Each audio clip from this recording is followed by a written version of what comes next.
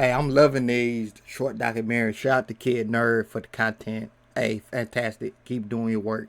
But hey, UK drill that started the Deadly Award that started 67 against 150. Ain't gonna talk too much. Let's get it. UK drill has come a long way since its roots, from its underground and heavily Chicago-influenced start to a now more commercial and cleaned up genre. If we was to tell people back in 2012 that 10 years later that drill artists would be getting hundreds of millions of views and be getting nominated for Brit Awards, they'd think you're crazy, but it's happened. Let's look into how the genre even started in the first place, and how a deadly feud in South London got us all the way here. Let's get into it.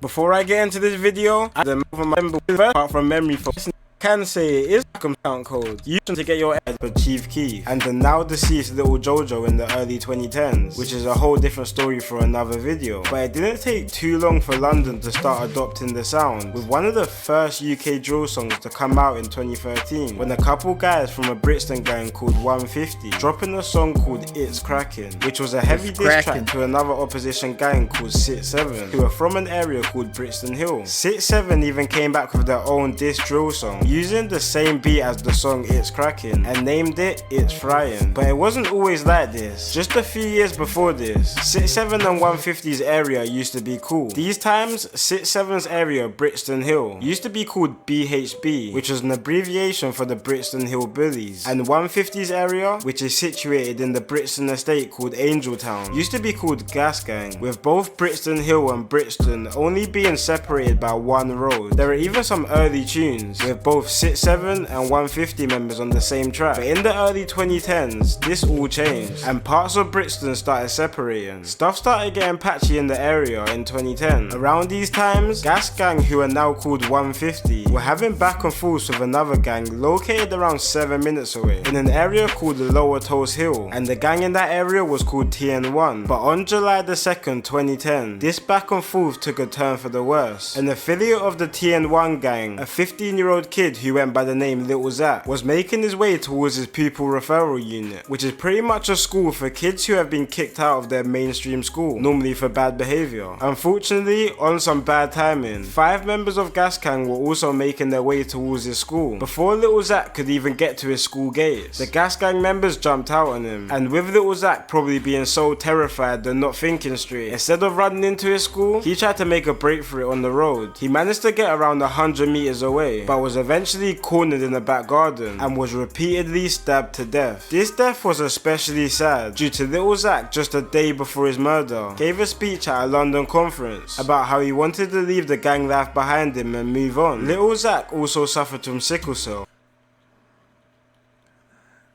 Damn, sickle cell, damn. See, once you join the gang life, you want to get out, you got to move. I said this before, you got to move. You got to move. But he like 15, 16, he can't pack up and leave. But if you older, 21, 22, 23, hey, fucking leave. Fucking leave. Because if you stay in the same area, say, hey, I'm done with the gang shit, and your op 4 blocks down or the across the road or 20 minutes away, you're not leaving. You 20 minutes away from your ops. You say you give up, they don't care if you give up. That's easy for them. That means you're not gonna be on the lookout. So they gonna come and get you. So, but he was 15. He said he want to give it up. At least, like, damn, it was too late for him. It was too late for him. Leading him to be very small for his age. 5 teenagers were sentenced for this murder, one being a big Gas Gang rapper on the scene called JJ. He was actually identified literally by his nose poking out of his hoodie on the scene. He got caught. He got caught by his nose.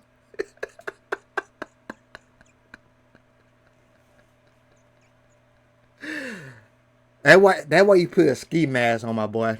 Okay, you put a ski mask on, nigga. Only thing they can tell by your eyes, and that's hard to do. If you got blue eyes, hazel eyes, they can tell apart. But nigga, they tell you by your nose, nigga. They caught you by your fucking nose. That's funny. That's funny.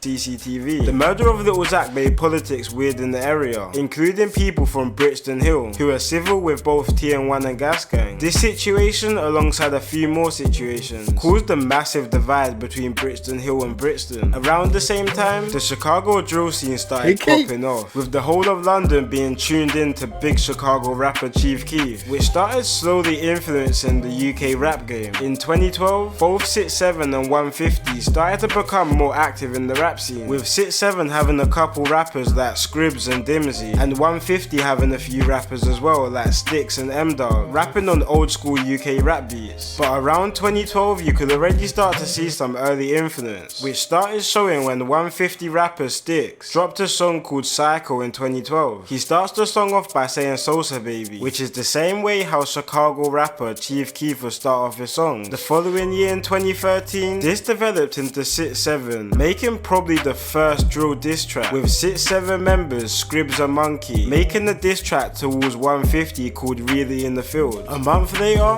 150 rappers Sticks and M-Dog came back at 6-7 with the drill diss track that I mentioned previous called It's Crackin'. In 2014, more and more back and forth tracks between the two gangs continue, and in the same year, other gangs in South London start to jump on drill beats as well, including 6-7 jumping on the same beat as the diss track 150 aimed at them called It's Crackin', turning this into the first UK drill beef. But this was also making the streets hot at the time, and less than a couple weeks after 6-7 dropped their diss track called It's Fryin', it was clear that this feud was just more than music. On February the 25th, 2014, a 6-7 member took a trip to Angeltown Estate, which is territory of the 150 gang, until he saw a member of 150 and started trying to run him down. A 150 rapper who went by the name SQ just happened to be driving past at the time and spotted the altercation and tried to hop out of his car and help his friend out. When SQ approached the 6-7 member, he was stabbed multiple times, with a stab wound hitting his heart, leaving him in critical condition and sadly later dying from his injuries. Around the same time, 6-7 started gaining more notoriety in the music scene, mainly due to a rapper from the gang called Scribs. But at the time, Scribs was on a couple cases, which in 2014 eventually ended up with him being banned from making music. But this didn't stop him, with Scribs changing his name to LD and dropping the biggest UK drill tune to come out at the time, called Live Coon. This done numbers, and people in the UK that never heard of drill certainly heard of it after this song, and this really put 6-7 on the map.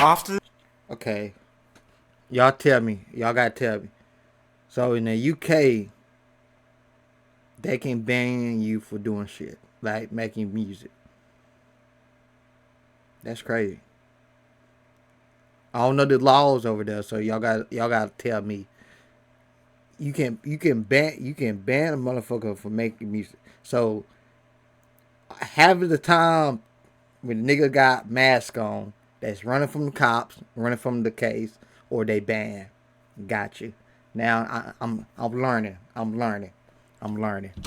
This, the group were getting millions of views on pretty much anything they put out there, while 150 was starting to struggle for views. But while 6-7 was starting to pick up momentum on their tracks, the streets were also starting to heat up. In 2015, a 6-7 rapper called SJ ordered a minicab from Kennerton in South London to an area called Herne Hill, also in South London. But halfway through his journey, his cab was spun by police, and once him and the cab were searched, he was found in possession of a revolver and was sentenced to 5 years in prison. Unfortunately, this was deep into when 6-7 started seeing success, but this didn't really stop the gang's success, and 6-7 really turned drill from an underground sound to a genre which will be listened to all over the country, which was definitely clear when 6-7 was nominated for Best Newcomer in the 2016 Mobile Awards, which was a big statement for the genre. But while 6-7 was starting to receive musical success, 150 was starting to fall under the radar, until a 150 rapper called M24 M24 started to jump on the scene, jumping on a feature with rappers from another gang in Brixton called Skengdo and AM, which done numbers. And he really started putting on for his gang, especially in 2019, featuring other members of his 150 gang on his songs, getting tens of millions of views. But while 150 was starting to rise up in the scene, 2019 proved to be a deadly year for this war. On March the 19th, a 6'7" rapper called Leaks was driving through Clapham in South London with his brother. Now Clapham is territory of a gang called CT, who are closely aligned with 150 and also beef 6'7". Leaks' brother.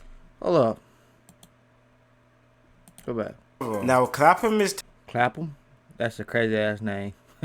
Clapham. Okay, Brixton Hill, the games. See, when niggas say they give up gang life, they're like, look, but like, see how far it is. Brixton Hill, Clapham, and when niggas say I'm giving up gang life, I'm done with the shit. Nigga, you still in the area. If you still see your ops on the map, you too close. You gotta at least move 4 or 5 hours away, at least, to be safe, or like do something, man. God damn.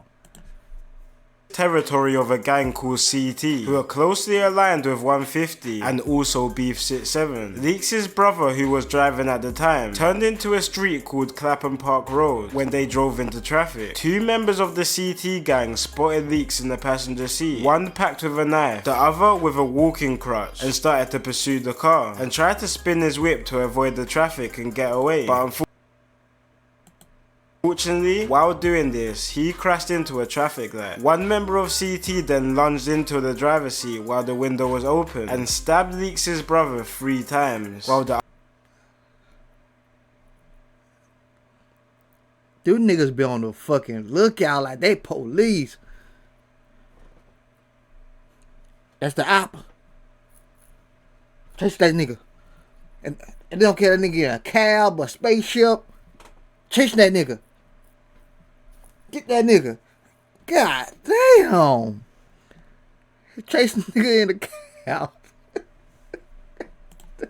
other members started whacking him with the walking stick. The 6'7" rapper Leaks actually managed to pull a walking stick from the back seat and tried to protect his brother, but in less than 10 seconds of confrontation, it was too late, and Leaks' brother sadly died from his injuries. The saddest thing about his death, Leaks' brother, who was a father at the time, wasn't even involved in the gang life. A couple months after this, an 18-year-old affiliate of CT called Stomps was also killed, and the 6'7" member called Giant was convicted for the murder and sentenced to life. Around this time, 6'7" started falling off quite a bit on music, especially after 2 of their main rappers, called ASAP and LD, were locked up for a county line operation, which was shipping crack and heroin from South London to more than an hour away in Basingstoke. More 6'7" members were also booked in 2019, running different county line operations around the country, and another 6'7" rapper called ST just got sentenced to 8 years for possession of a revolver. It was starting to seem like 6'7's time of being the king of drill music was now over, at a time when 150 rappers like M24 and Stick were starting to make moves in the music scene. But while 6'7 was starting to become more quieter in the scene, affiliates of 6'7 from a nearby estate called RuPaul Park were starting to make some noise on the scene, with 2 rappers from the estate called VD and Dopey dropping a very rude song directed towards mainly 150 and CT called Local Shops. This song came with a lot of disses towards someone called S1. S1 was an 18-year-old CT member whose life was sadly ended in August 2019. S1 alongside one of his female friends were walking through Brixton when they were approached by a RuPaul Park member who went by the name TY. S1 and TY were seen conversing on the street, which ended with the pair going their separate ways. Around 30 minutes after the first altercation, S1 and his female friend were starting to make their way towards a nearby house and happened happened to walk past TY again, but this time TY started to follow S1 and eventually approached him. This altercation was much more violent than the first, which ended in a fight with S1 being left with multiple stab wounds and sadly dying from his wounds. But after the success of their first song, VD and Dopey were starting to hit the booth more throughout 2019, and with RuPaul Park becoming more of a smaller batch, they were gonna start carrying the 6-7 name on their songs. But in September 2019, their music career was left on pause after VD and Dopey got into a situation outside the KFC in West London, which ended with VD stabbing a 17-year-old to death. VD and Dopey were both sentenced for this murder, but Dopey ended up beating the case. VD wasn't that lucky though, and he was convicted for the murder. But at this time, drill had started to become more commercialized, and even though some other 6-7 members were starting to release tracks, they weren't really popping off as much as they used to, while the top drill artists like Tion Wayne and Russ Millions were dropping more catchy and rhythm-based drill songs.